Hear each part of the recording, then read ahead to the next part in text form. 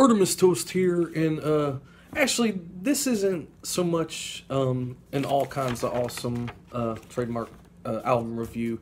It's more of a musician kind of fanboying out on Talking Heads a bit. Um, this is the album True Stories. We're not talking about True Stories the album, but we're talking about Talking Heads the group. Um, Once again, I kind of said I was going to fanboy out on it, and I will, I guess.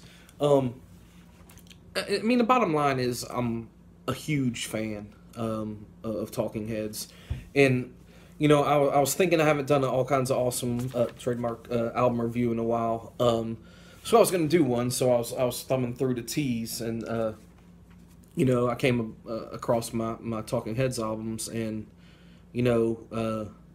I decided I was gonna just talk about the group because, well, as I said, I'm a huge fan. Um, if you don't listen to Talking Heads, you should.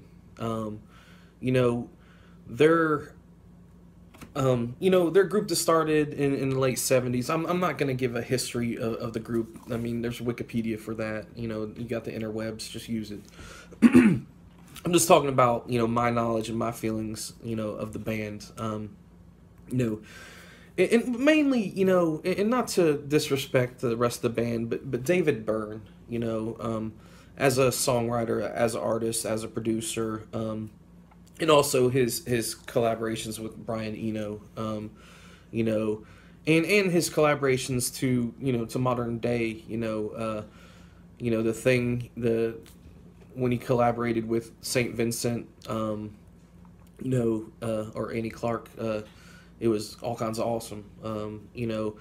Uh, YouTube, search on YouTube for those performances because they were great. Some of Saint Vincent's stuff, some of their collaboration stuff, and even some Talking Heads tracks, all kinds of awesome stuff.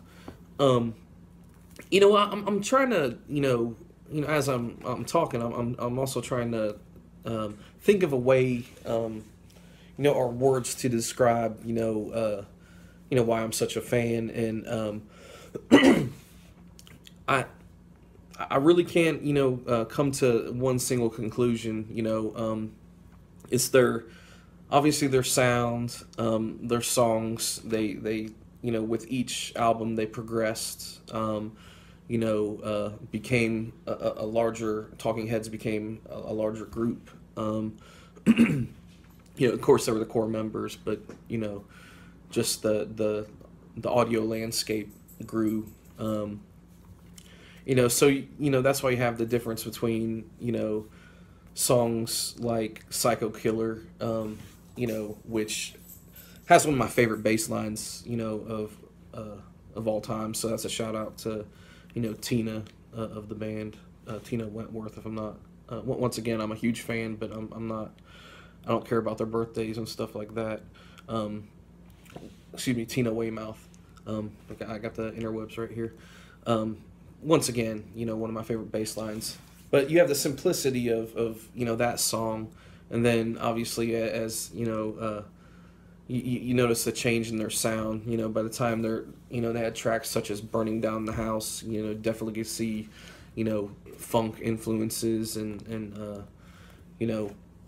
it was great because it was once again, I'm a fan of prog rock bands. You watch my videos, huge fan of Tool, Radiohead.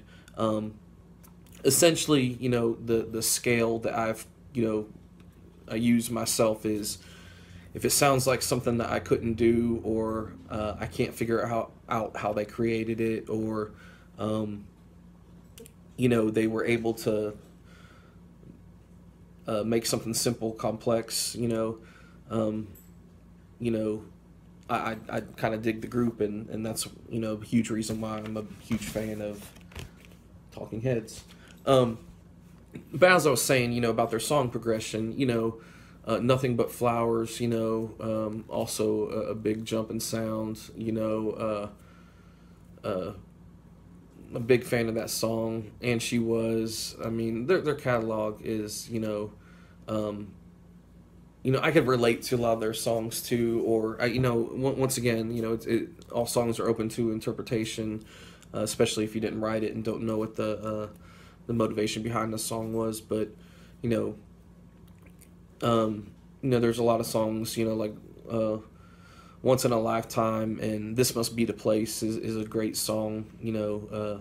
That I guess in my own way I kind of relate with. For my own reasons or what have you. Once again, songs are open to interpretation. But yeah, once again, this was not so much of a all kinds of awesome album review as it was, just talking about my fandom for Talking Heads, the group, and in particular David Byrne. As a songwriter, me being the world's greatest guitarist, I appreciate different guitarist techniques, and I always dug David Byrne's rhythms and strumming patterns. They were pretty awesome, still are all kinds of awesome.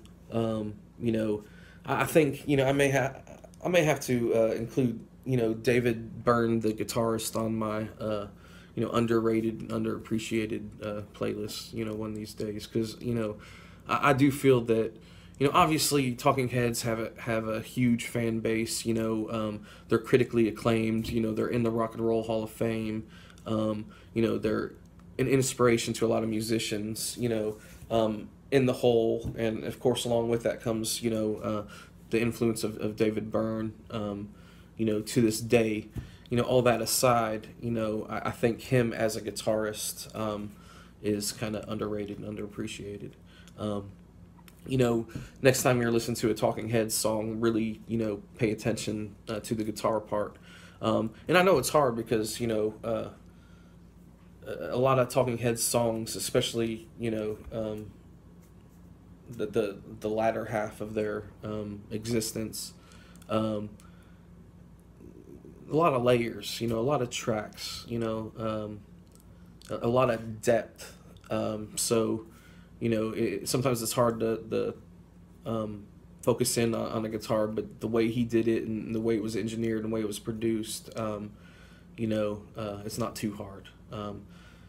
His guitar rhythms, his strumming patterns, his little ditties, they're incredibly catchy, and they're an integral part to his music.